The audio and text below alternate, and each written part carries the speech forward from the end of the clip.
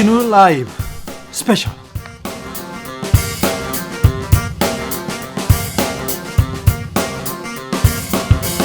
2020년 8월 29일 토요일입니다. 안녕하십니까, 주진우입니다. 토요일입니다. 장마, 폭염, 태풍이 지나간 자리에 다시 코로나가 우리를 공격하고 있습니다. 그래도 우리는 꿋꿋하게 잘 버티고 코로나를 이길 수 있습니다. 장마, 폭염, 태풍 다 이겼지 않습니까?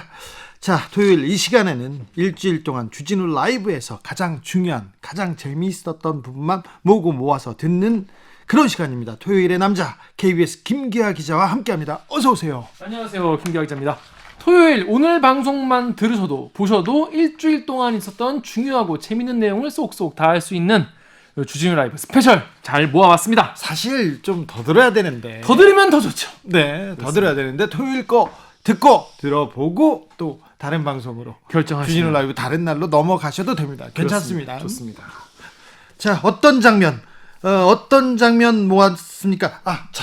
네. 이 방송 유튜브로 그리고 포털에서 찾아보면 영상으로도 만날 수 있죠? 그렇습니다. 이 영상으로 보고 싶으신 분들은요, 유튜브에서 주진우 라이브 검색을 하신 다음에 영상으로 클릭하시면 지금 생방송으로 보실 수 있습니다. 토요일에는요, 우리가 선물도 드립니다. 바로 그것입니다. 이 선물을 드리는 것이죠. 일주일 동안 방송됐던 주진우 라이브에서 어떤 내용이 재밌었다, 어떤 내용은 좀 이래 할 말 있다, 이런 청취 후기를 쓰셔서 보내주시면 됩니다. 후기를 보내주신 분들 중에서 총 3분을 추첨해서 2만원어치 아이스크림 교환권을 보내드리도록 하겠습니다. 저도 먹고 싶습니다. 어디로 보내면? 정치 후기 어디로? 보내고 싶으신 분들은 이 카카오톡 플러스 친구를 검색을 하시면요, 거기에 주진우 라이브라고 쓰시면요, 친구 추가하는 이런 주진우 라이브라는 코너가 나옵니다. 그 사람을 친구 추가하신 다음에 후기를 거기다 써가지고 보내주시면 되겠습니다. 그럼 본격적으로 주진우 라이브 스페셜 하이라이트 장면 다시 듣기 시작하겠습니다. 첫 번째 장면, 어떤 장면이죠? 네, 요즘에 이제 가장 많은 분들이 관심이 있어 하시는 거는 코로나 이슈일 텐데요. 네. 그 외에도 우리 삶에서 굉장히 지금 하나둘씩 다가오고 있는 이슈가 바로 의사분들의 파업 문제예요. 코로나가 국민 생명을 위협하고 있는데 우리를 지켜줄 것 같았던 의사 선생님들이 가운을 벗고 병원을 그렇습니다. 떠나고 있습니다. 안타까운 일인데요. 그 사진을 보면 왜 이제 한쪽에서는 방호복을 입고 계시고 한쪽에서는 가운을 벗고 있는 의사분들의 다른 모습을 이렇게 비교해 놓은 사진도 많이 있던데요. 마음이 아팠습니다. 그렇습니다. 그래서 이 지역 의료가 문제지 않습니까? 네. 지역으로는 의사분들이 가고 싶지 않아 하고 이런 문제를 국가적으로 해결하고 싶어 하는데, 이거에 대해서 이제 의사 측과 정부 측의 이제 생각이 다른 건데, 과연 그렇다면 실제로 지역에 계신 의사분들은 이런 걸 어떻게 보고 있는지에 대해서 김동은 대구 계명대 동산병원 교수님과 수요일 훅 인터뷰에서 이야기를 나눠봤습니다. 네, 김동은 선생님과의 인터뷰 굉장히 큰 울림을 줬습니다. 그래서 유튜브 그리고 다른 기사에서도 반향이 컸습니다. 그렇습니다. 역시 근데 원래 이분이 책을 쓰신 분이잖아요. 네. 또 책을 쓰신 분이셔서 그런지 얘기를 하시는데 굉장히 귀에 쏙쏙 들어오게, 네. 굉장히 비문 없이 잘 말씀을 너무너무 침착하게 잘 해주시더라고요. 그리고 마음에서 우러나오는 말이어서 지역에서 의사를 하고 있는데 그날은 또 전공의들이 다 파업에 참여해서 네. 본인이 응급실 당직을 서야 되는 날이라는 얘기가 또 좀 마음이 아프더라고요. 그렇습니다. 원래 이제 일하던 사람이 빠지면 그 자리를 누군가는 메워야 되지 않습니까? 네. 그래서 남아있는 사람들이 더 고통스러운 건 그런데, 일단 의사 선생님들은 의사 선생님 나름대로 힘들겠지만은 김동훈 교수님 말씀에 따르면은 이 파업하면서 이 간호사분들의 일이 너무 많아졌다고 해요, 지금. 사실 그 코로나 시대에 진입하면서 의료진들의 부담이 큰데요. 사실은 의사 선생님도 공이 크고 부담도 크지만 간호사 선생님들, 그리고 그 간호사 선생님들 도와주는 의료 서비스 종사자라고 해야 됩니까? 의료직 노동자들의 그 업무가 과중해졌어요. 근데 선생님들이 빠지니 간호사 선생님들 일이 너무 많아졌다고 합니다. 그렇습니다. 지쳐가고 있는 게 가슴이 아프더라고요. 그렇습니다. 그래서 이제 간호사분들도 그렇고 간호사분들과 의사분들을 포함한 의료진들에 대해서 이 코로나19 확산 방지를 위해서 그동안 우리 국민들이 너무 고마운 마음에 이 덕분입니다 챌린지 이런 거 많이 하지 했었죠. 않았습니까? 예, 다 이거 많이 덕분이라고. 했었어요. 사실 그 전까지 있었던 의사에 대한 생각 많이 달라졌고요. 의사 선생님들 덕분이라고 존경심을 갖고 그리고 의사의 꿈을 키우는 사람들도 많았어요. 그렇습니다. 그런데 근데 이제 이번에 파업 과정에서 의대생 분들이 이 덕분이라며, 그러니까 니네가 우리한테 뭐 덕분입니다라고 해놓고 왜 우리의 주장에 대해서는 귀를 기울이지 않냐라면서 이 덕분이라며 이걸 거꾸로 하는 이런 챌린지를 하게 됐습니다. 네. 이거에 대해서 이제 김동훈 교수님은 본인도 의사지만 이런 덕분이라며 챌린지 이건 너무 무례한 거 아니야? 너무 불쾌하다 이런 말씀도 해주셨어요. 수화를 쓰는 농아인들께서 굉장히 불쾌하다고 성명을 냈었고요. 그리고 다른 국민들도 좀 받아들이기 힘들어하는 것 같습니다. 김동훈 교수님 같은 경우에는 이번 파업이 왜 생겼고 의사 측의 논리는 무엇이고 정부 측의 논리는 무엇인데 사실 국민들의 분위기는 또 그렇게 확 이렇게 막 동조하는 그런 분위기는 또 약간 아니잖아요. 네, 좀 명분이 없다, 약하다 이런 얘기합니다. 국민들도 이렇게 조금 우리가 좀 불편하고 어렵지만 그 파업할 수밖에 없었던 걸 이해한다, 공감한다 그런 목소리 거의 없지 않습니까? 그렇습니다. 그래서 이거에 대해서 이제 김 교수님이 이제 본인은 어떻게 생각한다 이런 이야기와 왜 이런 게 나왔는지에 대한 분석을 전해 주셨습니다. 분석은 어렵지 않고요. 굉장히 감성적입니다. 그리고 그 논리가 뭐라고 해야 되나요? 진심에서 우러나서 그런지 잘 와닿습니다. 잘 짜여진 수필 한 편을 읽는 것 같은 그런 느낌이니 그렇습니다. 이번 인터뷰는 좀 꼼꼼하게 들어주십시오. 그러면 생각하는 게 많아지실 거예요. 네, 의료 파업에 대해서 궁금하시던 분들 많으시죠? 네. 더 자세한 이야기 궁금하신 분들을 위해서 수요일에 방송됐던 훅 인터뷰 하이라이트 부분을 함께 듣고 오시겠습니다. 큐! 정부하고 의협하고 밤샘 협상했습니다. 근데 코로나 이후에 모든 가능성을 열어놓고 협의하자. 그리고 협의 기간 중에는 일방적으로 정책을 추진하지 않겠다. 이렇게 정부가 얘기하고 합의도 한 걸로 알려졌는데 갑자기 의협에서 총파업에 나섰습니다. 왜 그럴까요? 네. 며칠 전에 복지부 장관께서 의대 정원 확대를 일단은 하지 않고 공공의대 신설도 중단하겠다고 이렇게 말씀을 하셨을 때 네. 저는 이 정도면 정부에서 상당히 좀 많이 이렇게 고려를 한 게 아닌가 이렇게 생각을 했는데 실제로 지금 의사협회나 전공의 선생님들 단체에서는 그걸 받아들이기 힘들다고 생각하는 것 같은데요. 제 생각에는 신뢰 부족이 가장 큰 것 같고요. 또는 이 협상에서 서로 조금씩 양보해야 되는데 한쪽이 모든 걸 얻겠다는 생각. 또 가장 큰 것은 지금 환자들 코로나 환자뿐만 아니라 사실 이렇게 상급종합병원에는 정말 중증 환자들이 다른 병원으로 입원해 계신 분들이 많거든요. 또 수술을 애타게 기다리시는 분이 많은데 네. 그런 국민들의 좀 고통을 생각한다면 이렇게 모든 걸 얻겠다는 생각을 좀 하기 힘들 것 같은데 네. 제 생각에는 이 정도 아니면 지금 또 코로나19 때문에 이 재유행 때문에 모든 국민들이 큰 고통과 걱정 속에 있는데 네. 우선은 병원으로 돌아오고 이후에 좀 부족했던 부분은 서로 좀 협의를 하면 어떨까 그런 생각이 있습니다. 김동훈 선생님도 의사 입장인데도 지금 의협이 너무한다고 생각하시는 건가요? 예, 너무한다고 말씀을 딱 하기는 좀 그렇지만 이 지금 정도에 지금 하신 게 좀 너무한다. 의사협회가 협의가 아니라 일단 일단 현장으로 돌아와서 얘기해야 된다 하는 걸 보면 의사협회의 파업이 좀 명분이 없다 이렇게 들리는데요. 예, 저 개인적인 생각하고 또 의사협회 생각이 조금 다를 수 있어서 말씀드리기는 좀 조심스럽지만 지금 상황은 어떤 그런 것들을 많이 따질 때가 아니고 우선은 환자들 곁으로 빨리 와서 환자들을 지키고 그렇게 하는 것이 다른 무엇보다 중요한 때가 아닌가 그런 걸 최우선으로 좀 생각을 해줬으면 하는 생각이 있습니다. 알겠습니다. 의사 선생님들이 환자 곁으로 빨리 돌아와서 지켜줬으면 좋겠다 하는 생각이라고 할게요. 제가 너무 몰아붙여서 죄송합니다.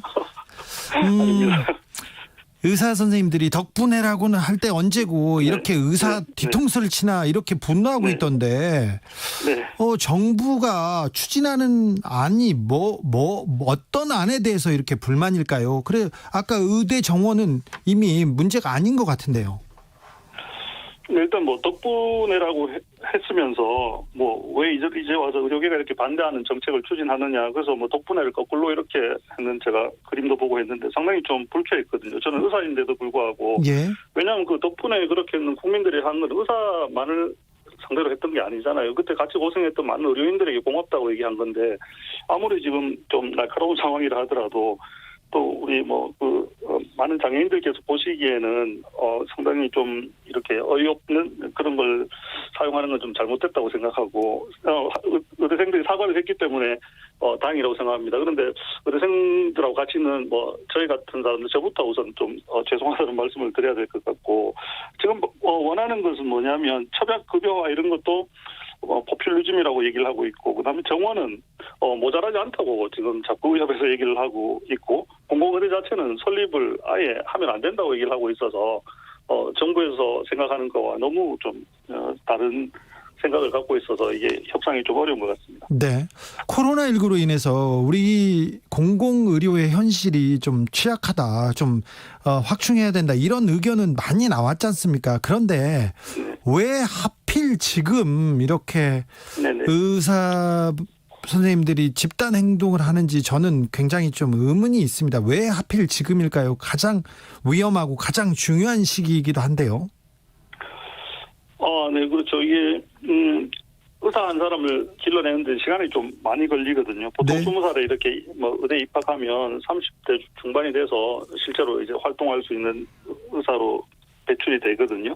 그래서 우리는 의료 인력에 대해서는 상당히 중장기적인 관점에서 볼 필요가 있다고 생각이 됩니다. 지금 의사협회에서 반대하는 것은 의사 숫자가 늘어나는 거에 대해서 되게 반대하고 있기 때문에 그런 거고, 제가 좀 아쉬운 건 의사협회 반발이 너무나 예상되는 상황인데 예. 왜 이렇게 코로나19가 유행되는 이 시점에 이걸 들고 나왔어야 하는가? 그리고 지금 사실 코로나19 1차 대유행을 겪으면서 정말 중요한 문제들이 많이 노출됐거든요. 예. 공공병상이 부족하고 중환자실이 부족하고 중환자실에 에크모나 인공호흡기 같은 게 부족하고 그런 것들을 지금 빨리 해야 되는데 이 의대 증원 문제로 이렇게 논란이 되다 보니까 그런 것들이 전부 좀 가려지는 그런 문제가 있어서 네.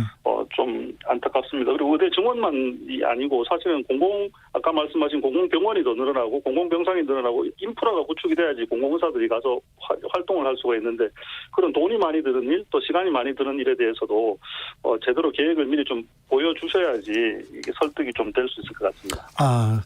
의사 입장에서 보면 정부도 코로나 상황이 안정된 이후에 차근차근 정책을 추진했어야 되는데 좀 약간 우선순위도 좀 밀리고 좀 성급했다고 볼 수도 있겠네요. 네, 그 협상의 상대를 생각을 했으면 조금 그런 고려가 있었으면 좋았겠다는 생각이 있습니다. 지역에는 의사가 부족하죠? 예, 많이 부족합니다. 네네. 지역 의사 선생님들은 돈을 훨씬 더 많이 번다는 뉴스도 나왔습니다. 오지에 계시거나 이런 분들은 그만큼 또 힘든 상황에 계시니까 네. 보수라 이런 문제는 조금 더 이렇게 배려해드리는 부분이 있는 걸로 알고 있습니다. 네, 많이 버셔야죠. 그런데도 불구하고 네. 지역 그리고 깊이 네. 과가 생기고 있습니까? 예, 그렇죠. 지금 내외산소라고 내과, 외과, 산부인과, 소아과 이런 아주 중요한 과들의 지원자가 좀 부족하고 오히려 저희들은 정재영, 피안성 이게 과의 첫 글자를 따는 건데요. 네. 피부과라든지 성형외과라든지 이런 데는 또 지원자가 좀 많은 게 사실 현실입니다. 그런데 이런 기피학과가 생기는 것이 수가가 낮아서 그러니까 정말 흉부외과나 좀 큰 수술 하시는 분들, 중요한 과를 하시는 분들의 수가가 좀 낮은 측면도 없지 않아 있지만 그것만이 문제가 아니고 사실 비급여라든지 아니면 상업적으로 이런 것들을 전혀 통제를 하지 않으니까 사실 좀 돈이 되는 과에 사람이 몰리는 거는 좀 어떻게 보면 당연하잖아요. 그런 몰림 현상이 있을 수밖에 없는데 그런 것들을 좀 통제를 하는 게 좋겠고 이번에 코로나 때 가장 고생하신 분이 감염내과 예방의학과 선생님들이신데 이런 네. 분들은 사실 그다지 이렇게 대우가 그렇게 좋지는 않거든요. 예. 그런 문제가 있고 또 기피 지역도 사실 경상북도 안에 오지에도 의사 선생님들이 많이 좀 부족하거든요. 그런데 좀 보충을 하려면 일단은 공공병원이 좋은 병원들이 있어야 되는데 그런 인프라가 많이 부족하거든요. 그래서 그런 인프라를 좀 갖춰주고 병원이 좋고 안에 의료진이 좋으면 많은 분들이 또 공공병원을 이용할 수 있으니까 네. 그런 것들을 좀 동시에 해주셨으면 좋겠다 그런 생각이 있는데 지금은 사실 사립대학의 의대 정원을 늘리고 그다음에 사립병원, 민간병원의 의사를 증원하는 것은 지금 문제가 되고 있는 공공 의료 부족 문제를 해결하는 데 별다른 도움이 안 될 것 같습니다. 네, 뭐 따끔한 지적인 것 같습니다. 그래서 정부가 공공의대를 설립하겠다 이런 방안을 추진했는데요. 보건복지부에서 의무 사관학교라는 개념을 설명하고 있어요. 그런데 이 부분 공공의대 설립으로 그 지역 의료의 사각지대 개선 가능할까요? 예, 저는 꼭 필요하다고 생각이 되고요. 이게 의사의 급여를 높여서 오지나 의사가 부족한데 의사들을 배치할 수 있는가 여러 실험을 했는데 좀 현실적으로 그렇게 다 해결되지는 않거든요. 예. 그러면 결국에 공공에서 좀 해결해야 되는 부분이 있으면 공공의대를 아주 작은 의대를 여러 개를 만들 것이 아니고 제 생각에는 제대로 된 큰 공공의대를 만들고 의대 설립이 중요한 것이 아니고 수련을 받을 수 있는 교육이 될 수 있는 병원이 중요하거든요. 네. 그래서 국립중앙의료원 같은 걸 정말 제대로 크게 짓고 거기가 중심이 되고 공공의대 인원을 좀 많이 뽑아서 그분들은 의사가 된 다음에 공적인 일을 할 수 있도록 꼭 공공의사뿐만 아니라 뭐 역학조사관이라든지 아니면 공적인 일을 할 수 있는 그런 배려, 물론 그분들에 대한 배려는 잘해드려야 될 것 같고 교육하는 과정에 모든 것을 국가에서 책임을 져준다는 전제하에 공공의대는 꼭 필요할 것 같습니다. 네, 이주영 님이 김동은 선생님 정말 찐팬입니다. 시원한 답변 감사드립니다. 진정 환자를 위한 의사입니다. 이런 팬분들이 있습니다. 네. 네, 감사합니다. 김 선생님 지인으로 판명될 것 같은 가능성은 좀 있고요. 박정현 님도 보기 드문 의사시군요 얘기하는데 김동훈 선생님이 그 덕분입니다 캠페인에서 상록수 노래 나오지 않습니까? 거기에 또 뮤직 드라마의 뮤직비디오의 주인공 중에 한 분이세요. 그래서 네, 이렇게 2분 28초에 나옵니다. 알겠어요. 2분 28초. 네. 챙겨보십시오. 그래서 이렇게 응원하는 분도 많습니다. 그리고 저 좋은 책도 써주셔가지고요. 그런데 그래가지고 네. 이제부터는 좀 다른 좀 약간 온건한 질문으로 넘어가겠습니다. 네네. 최대집 의협 회장이요.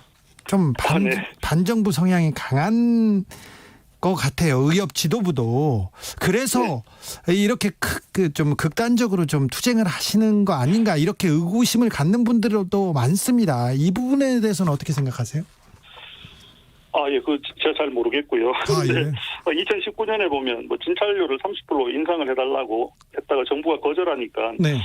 총력 대전을 하겠다, 전 국민 항쟁을 선언하고 저는 평소에 이런 말 잘 안 쓰는 말인데 이런 말을 쓰는 거 보면 좀 이상하고 그다음에 보통 정부하고 협상이 안 되면 복지부를 이렇게 좀 탓하는데 주로 이렇게 청와대나 대통령을 이렇게 탓하는 걸 보면 약간 좀 그런 정치적인 성향이 있는 분이 아닌가? 저는 잘 몰라서 만나뵌 적도 없고 그래서 그런 생각은 좀 있습니다. 네, 근데 의사를 대표하는 분이시잖아요. 의사협회장. 네. 상당히 좀 강하신 성향을 가지고 있어요. 네, 그렇습니다. 어제 저희가 인터뷰를 했는데요. 주진우 라이브에서 보건의료단체연합에서 언제 의사들이 건강보험 보장성 강화 그리고 국민들을 위한 개혁적 주장을 해온 적이 있냐 그러면서 이렇게 이번 파업 지지할 수 없다 이런 말씀을 하셨어요. 의사들의 총파업이 좀 국민들의 공감대를 얻지 못하는 이유를 선생님께서는 어떻게 보고 계십니까?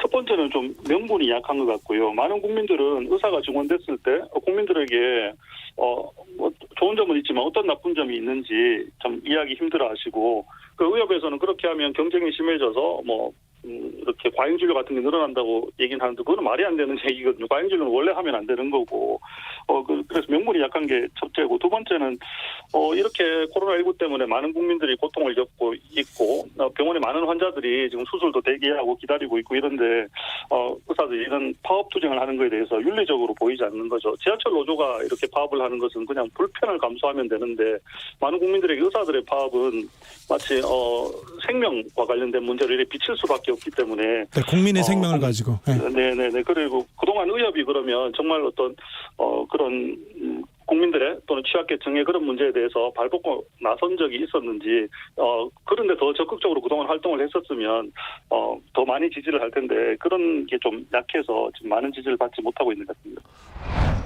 김동은 계명대 동산병원 교수와 함께한 수요일 훅 인터뷰 하이라이트 부분 다시 듣고 오셨습니다.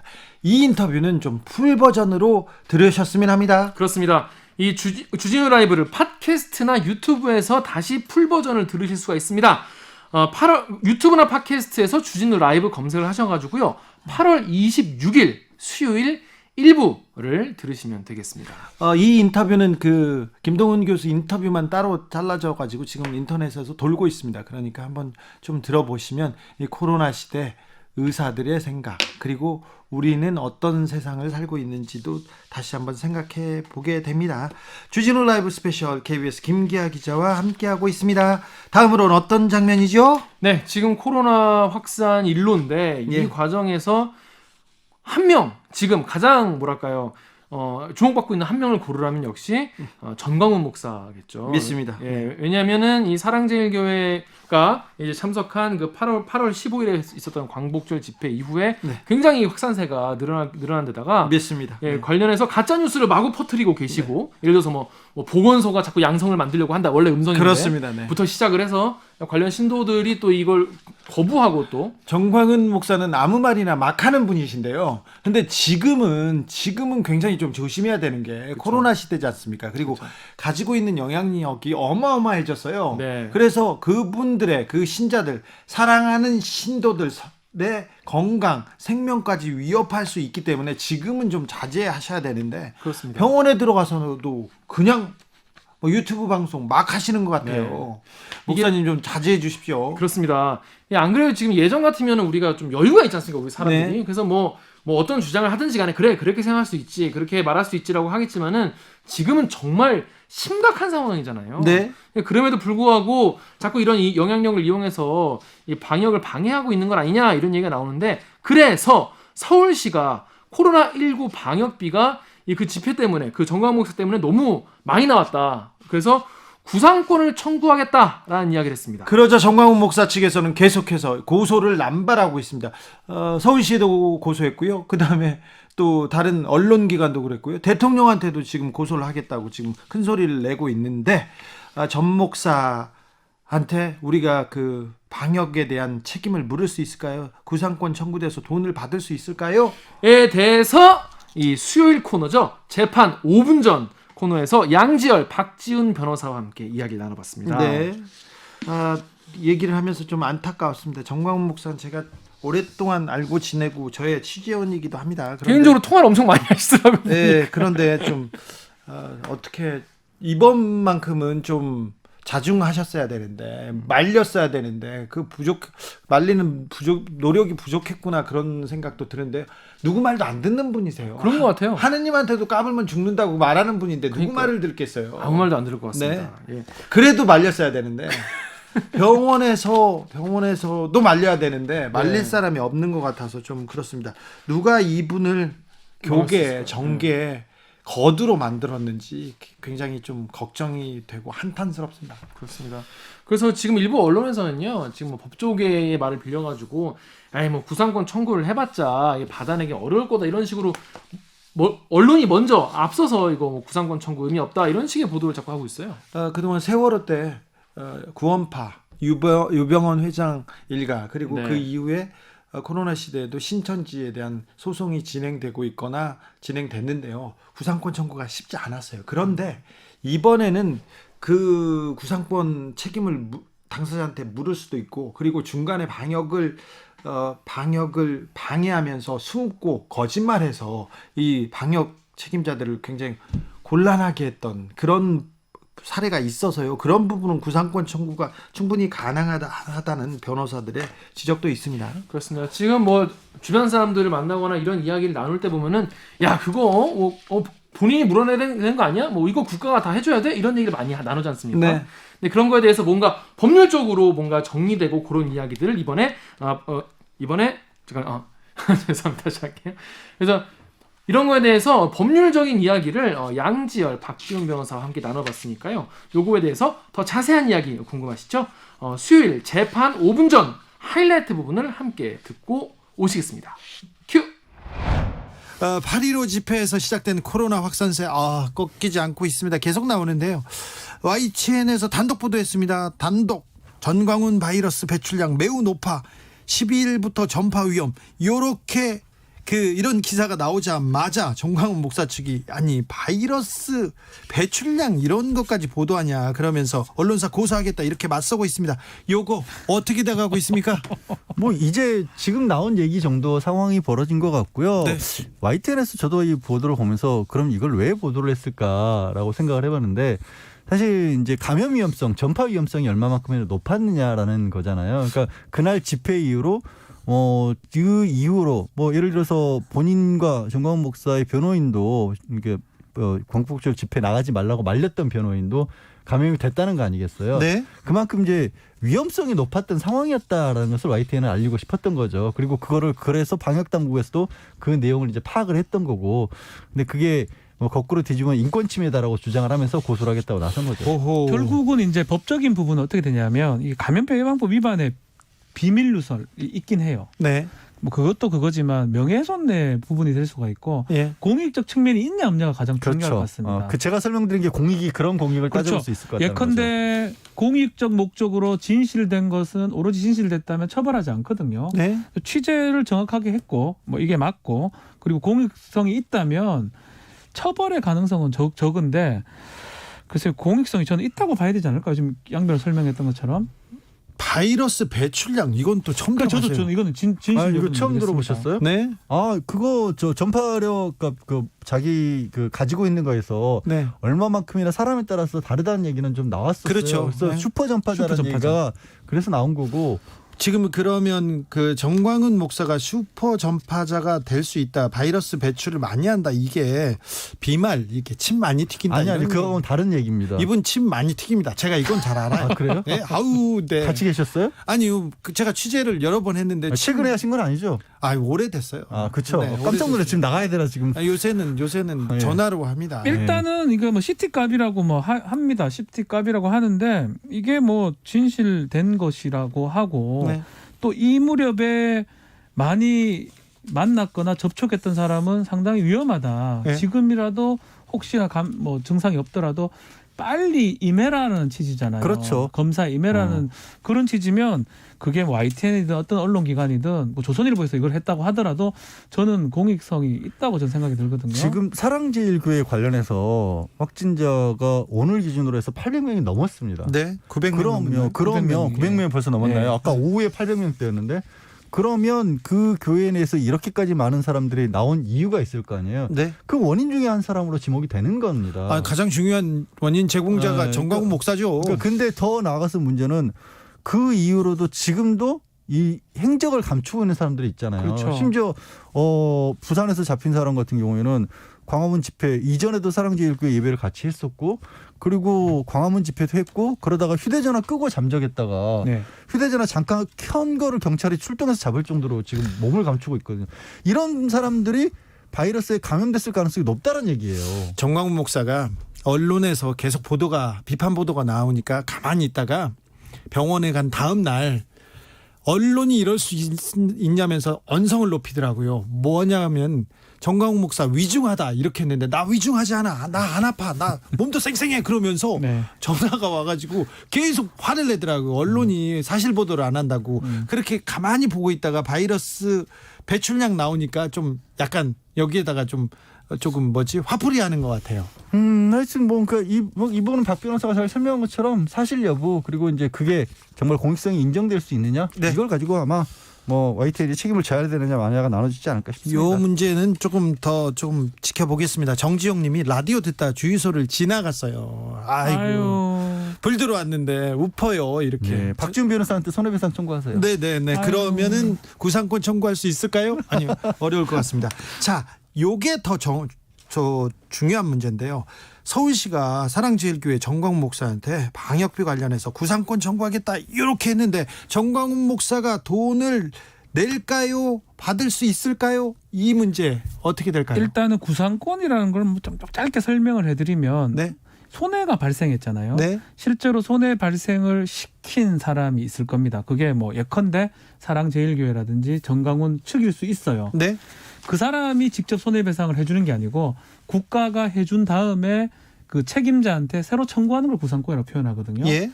지금 구상권을 청구를 하겠다라고 하긴 하는데 여러 가지 법적 문제 좀 있을 것 같아요. 뭐 예컨대 교회 재산의 성격 네. 그리고 이 정강훈한테 재산이 있는지 여부 네. 이런 것들을 좀 따져봐야 되지 않을까 생각이 듭니다. 아니 그런데 구상권 청구할 수 있을까요? 저기 정광훈 목사가 좀 문제가 있고 방역법을 그 테두리를 넘어갔다고 하더라도 구상권 청구해서 돈을 받아내는 것까지는 굉장히 어려운 과정들이 있지 않습니까? 어렵죠. 근데 일단 이제 전 목사 같은 경우 지금 받고 있는 의혹이죠. 아직은 혐의니까 예. 의혹 정도니까 수사를 해야 되는 상황이 맞는데 이런 부분이 있어요.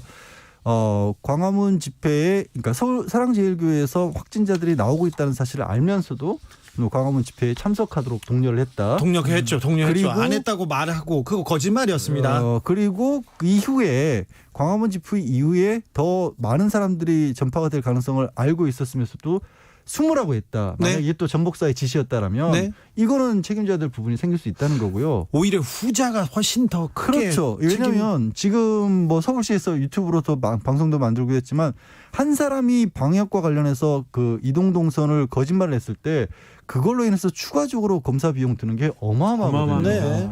그분 같은 경우 그러니까 서울시 유튜브에서 실제 사례가 된 경우에는 딱 800명이 추가적으로 검사를 해야 했거든요. 그 네. 비용이 어떻게 책임질 거예요. 근데 지금 그보다 더 비교도 할 수 없는 일을 벌어뜨린 게 맞다면 책임져야 될 필요가 있고 두 번째 이 박 변호사가 물론 이제 어렵다고 한 부분이 있긴 한데 이게 저는 이런 걸 보고 좀 언론이 왜 기사를 이렇게 쓸까? 그러니까 교회의 총유 재산이기 때문에 구성원 동의 없이는 처분 못 한다. 그래서 법조계에서는 구상권 뭐 분받을 가능성이 적다라는 얘기를 한다. 이걸 이제 제목으로까지 뽑아서 하는데 이거 좀 몰라서 하는 말 같은데요.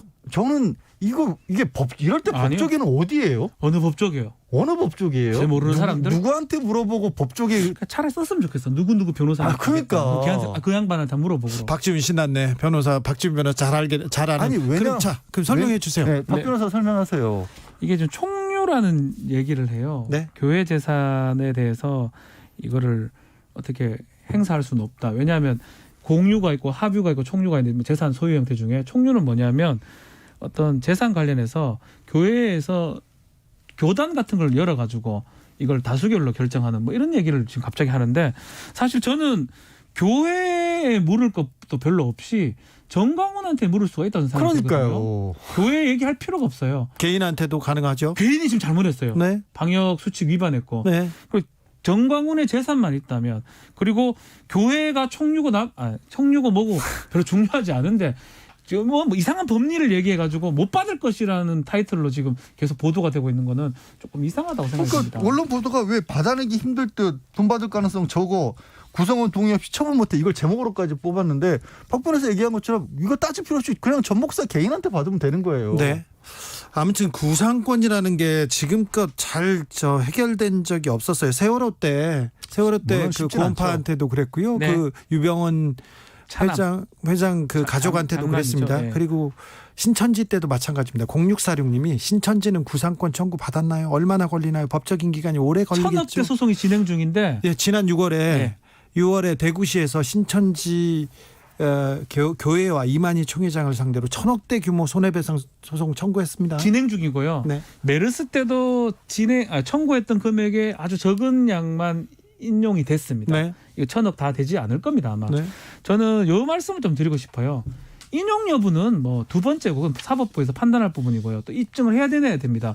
얼만큼 방역에 방해를 했고 얼만큼 손해를 입혔느냐 그걸로 인해서 그거는 두 번째 문제고 첫 번째 뭐냐면 이렇게 방역에 방해하고 역학조사를 방해했을 때 엄청난 손해배상을 당할 수 있다라는 그렇죠. 그 위험에 빠질 수 있다라는 걸 알려줘야 돼요. 국가는 또 그런 걸 해야 되고 그래서 내가 이렇게 역학조사를 방해했고 거짓말했을 때 크나큰 민사적 손해를 받을 수 있다. 처벌도 받을 수 있다. 그것을 좀 인식시켜준다는 게 의미가 있지 않을까 생각이 듭니다. 그리고 신천지하고도 또 양상이 다릅니다. 신천지 같은 경우에는 그 신천지라고 하는 종교의 어떤 뭐 교리라고 할까 신념 같은 것이 있었고 소극적으로 숨으려 했던 것이 오히려 더 컸지 네. 적극적으로 방해를 한 그거 얘기는 건 안 별로 했거든요. 없었어요. 근데 지금 정광훈 목사 관련해서는 적극적으로 방해한 걸 의심받고 있는 상황이잖아요. 그게 사실이면 완전히 양상이 다른 거예요.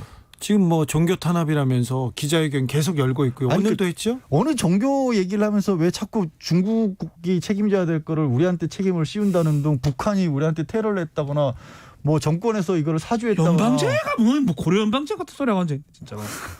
그런 소리 하고 있습니까? 진정하시고요. 아니 고려 연방제 같은 소리를 하고.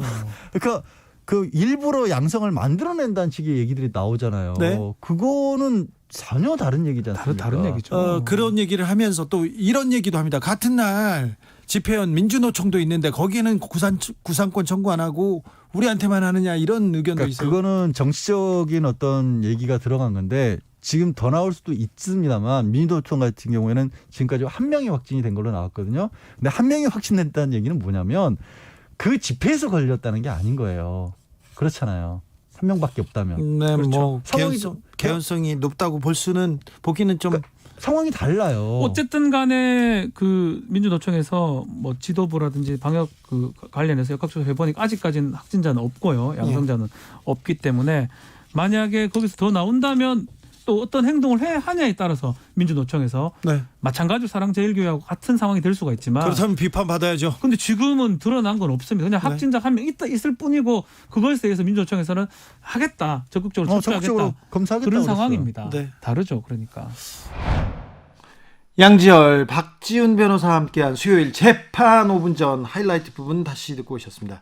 이 인터뷰는요, 사실 글 많이 쓰거나 유튜브 하는 사람들 있지 않습니까? 그 특별히 허위 사실 막 날조하는 분들 많습니다. 너무 많아요. 막 하고 카톡 돌리는 분들 있지 않습니까? 이분들이 봐야 됩니다. 잘못하지 않습니까? 그럼 패가 망신할 수 있습니다. 돈 큰일 납니다. 엄청나게 물어줄 수도 있습니다. 그래서 방송 풀 버전 이런 분들한테 추천합니다. 바로 추천드립니다. 유튜브나 팟캐스트에서 주진우 라이브 검색을 하셔가지고요. 8월 26일 수요일 2부를 들으시면 되는데요.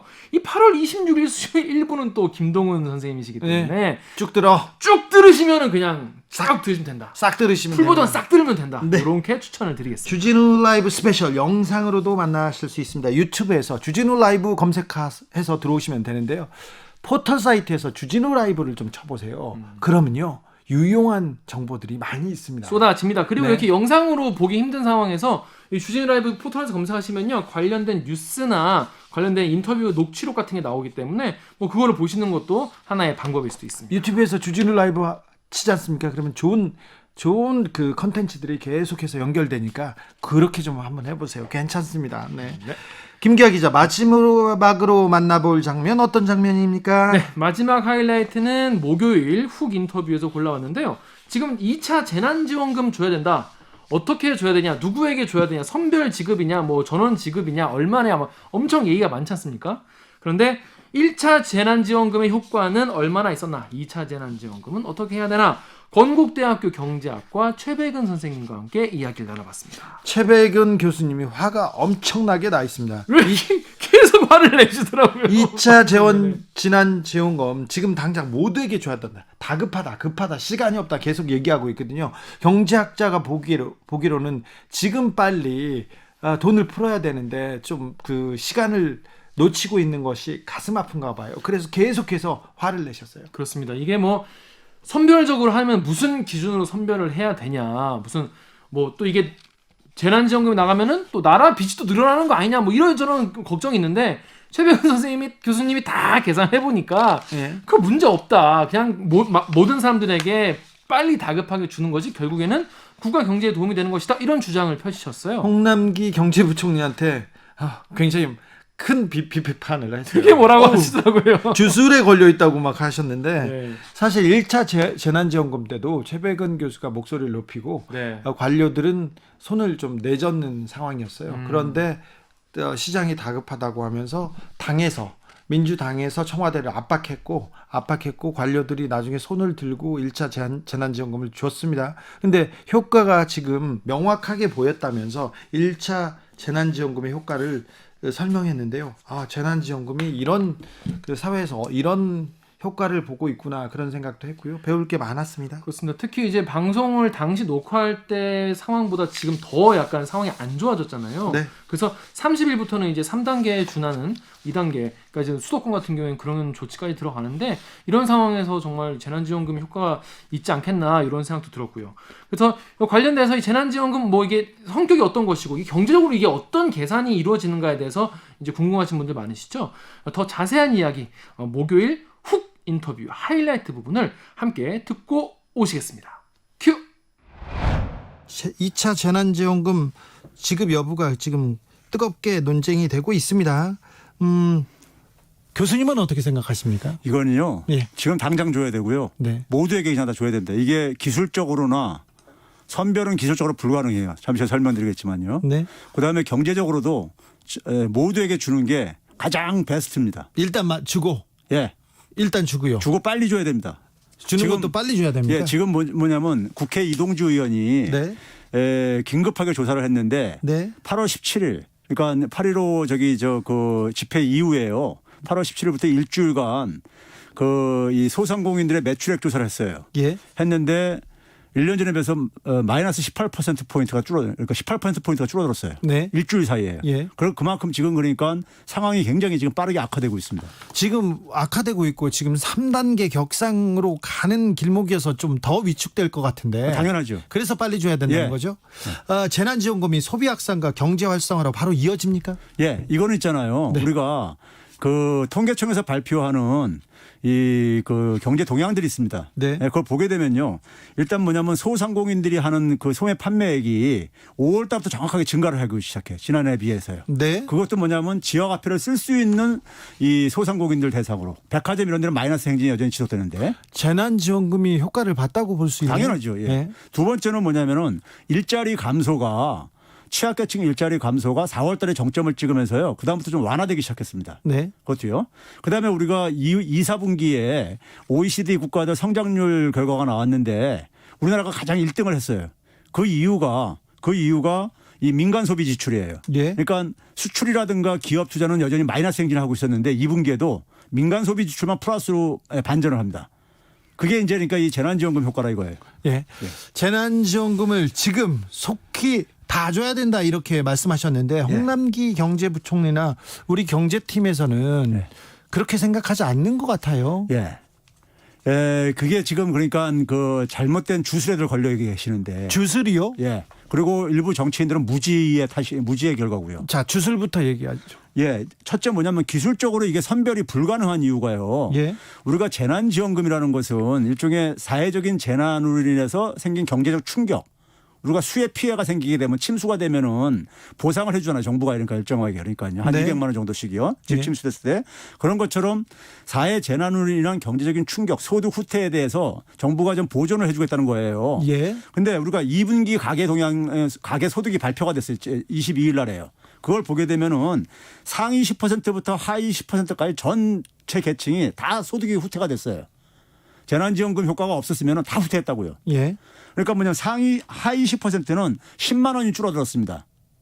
네. 예. 근데 상위 10%는 28만 원이 줄어들었고요. 예. 그러니까 전체 계층이 다 줄어들었다 이거예요. 예. 그리고 우리가 대개 경기 침체기에는 상위 계층은 대개 소득 충격을 안 받아요. 네. 근데 이번에는 이게 그러니까는 하나의 방역의 충격이기 때문에 보건 충격이다 보니까는 상위 계층들도 예외 없이 다 받은 거예요. 네. 그래서 이제 제가 이제 평상시에 많은 이제 그 일반 서민들의 이제 그 하소연들을 많이 받는데 이메일이라든가 이런 걸로요. 네. 예를 들어서 이렇습니다. 동네 학원을 운영하면서 이 사람이 보니까 소득 등급으로 한 8등급, 9등급 되는 사람이에요.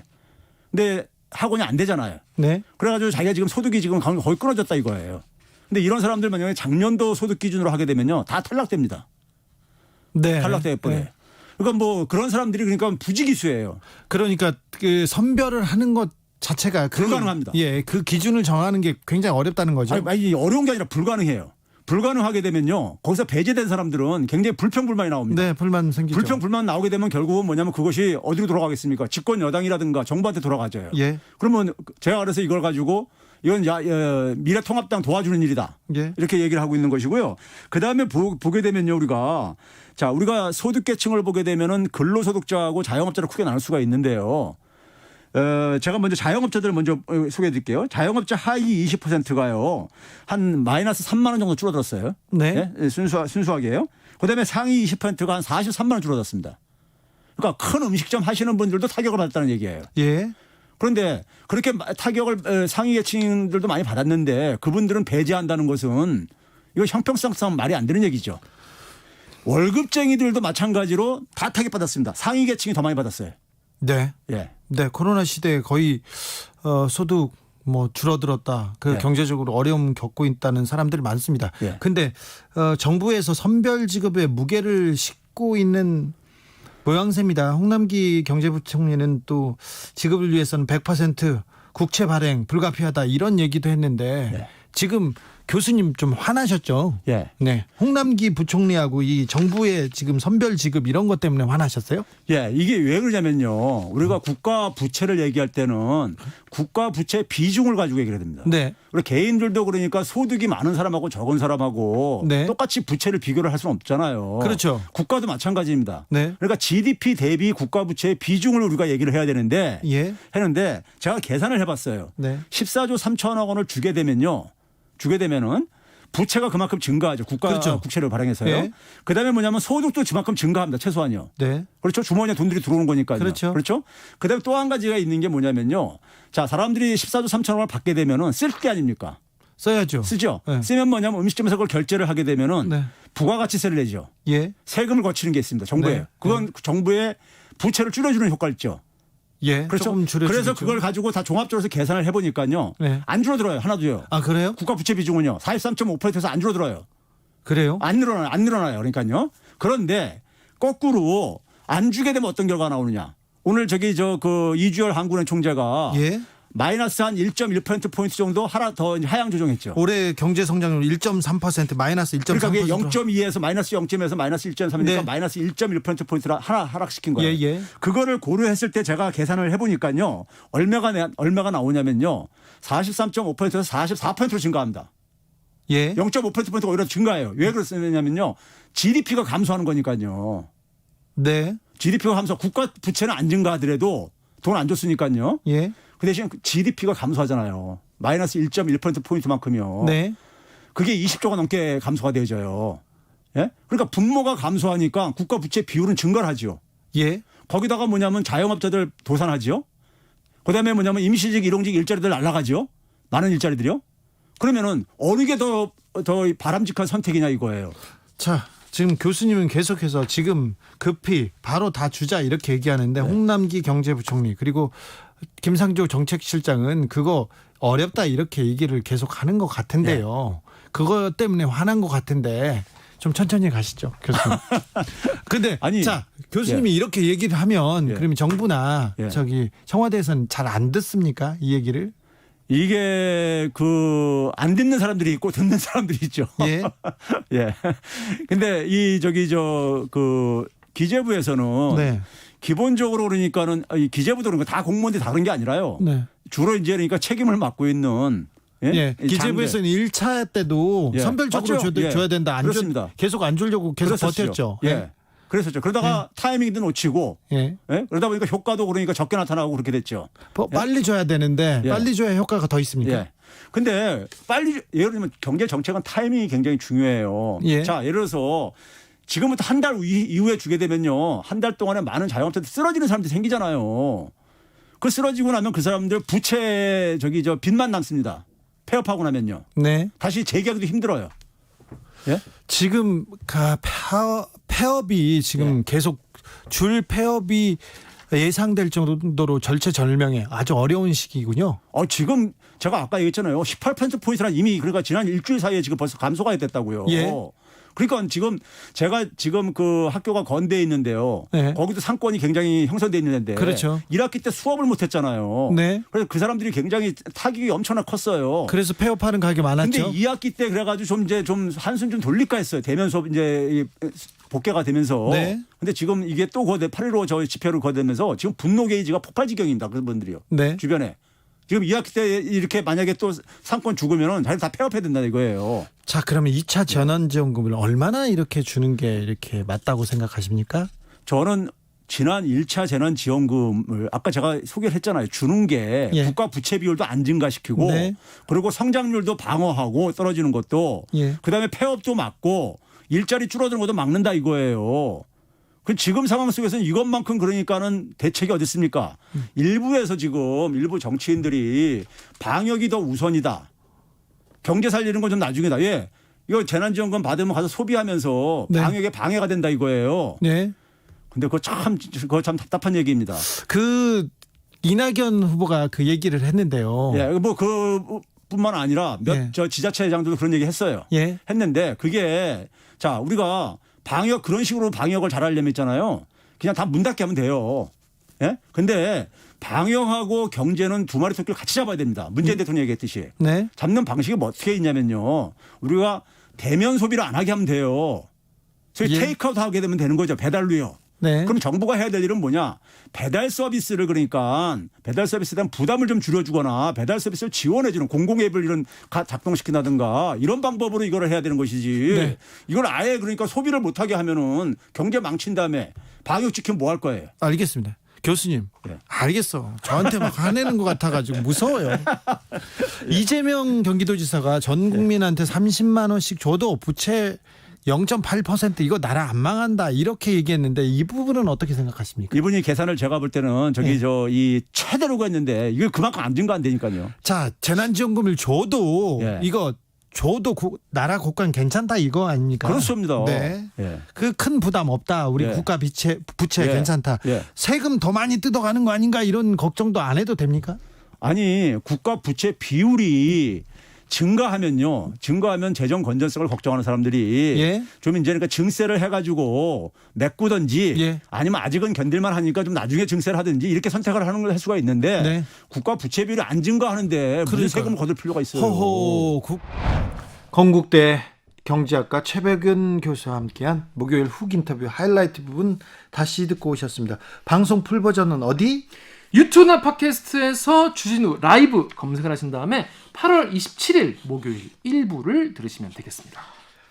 유튜브에서는 또 이 인터뷰만 또 딱 나와 있는 것도 있으니까요. 바쁘시다, 내가 오늘 시간이 없다 이런 분들은 그 인터뷰 클립만 검색해서 보셔도 됩니다. 인터뷰 맛집 주진우 라이브 들으셨습니다. 오늘 주진우 라이브 스페셜 토요일인데요. 네, 집에서 진짜 계신 분들이 많아요. 집에서 계셔야 됩니다. 네, 이제는 당분간. 계셔야 되는 분들도 많고요. 그렇습니다. 큰일 그래서 났습니다, 진짜. 뭘 할까, 집에서 뭘 할까 이렇게 생각해 보는데 책 읽고 뭐 영화 본다 이런 분들도 있는데 그동안 세상 돌아가는 게 좀 궁금하다. 어떻게 이 세상을 쳐다봐야 될까, 바라보는 시각을 키우고 싶다 하는 분들은 주진우 라이브 들어오셔서 보시면 도움이 크게 될 걸세. 강력 추천드립니다. 네. 게다가 보시는 내내 또 입이 심심하니까 네, 또 아이스크림을 드시면 좋지 않겠습니까? 그렇지, 좋아. 그래서 청취자 여러분들을 위해서 저희가 예. 주진우 라이브 보면서 아이스크림 좀 드시라고 선물을 준비했습니다. 카카오톡 플러스 친구에서 주진우 라이브 검색을 하신 다음에 친구 추가를 하시고 청취 후기 보내주시면 저희가 세 분을 추첨해서 2만 원 상당의 아이스크림 상품권을 보내드리겠습니다. 토요일은 주진우 라이브 스페셜과 함께 김기아 기자 오늘도 수고 많으셨습니다. 수고하셨습니다. 주진우 라이브 스페셜 마치겠습니다. 저는 다음 주 월요일 오후 5시 5분에 돌아옵니다. 감사합니다.